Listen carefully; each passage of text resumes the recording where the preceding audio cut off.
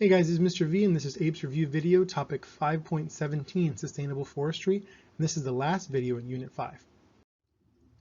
So we're going to be looking at sustainable forestry here. And so one of the ways, and here's the term you're going to need to know again, is mitigating, right? So forestry is happening, but you have to find ways to lessen the problem. That's what mitigation means.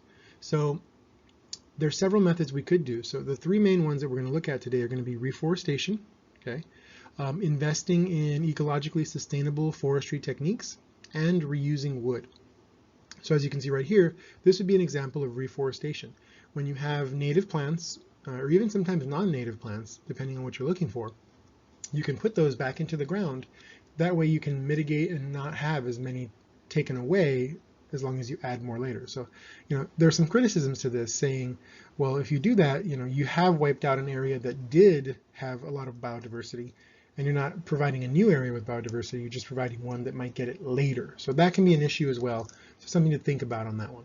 Okay, and so one of the ways that we can work on this besides the other is to invest in sustainable initiatives. So the Sustainable Forestry Initiative, their focus is to mitigate problems by either replanting forests or to make sure that they purchase paper and trees and that you purchase from places that have committed to using sustainable methods such as selective cutting instead of clear cutting and things like that. So those are other options as well to reducing our impacts on forests that way. And then of course, the main problem is going to be use of trees and woods. So if we can reuse that stuff, then we won't have to collect new stuff. And so those forests that we plant can continue to grow, and then the old growth forests won't be cut down as well. So, this is an example of pallets and stuff like that. These get used for shipping items.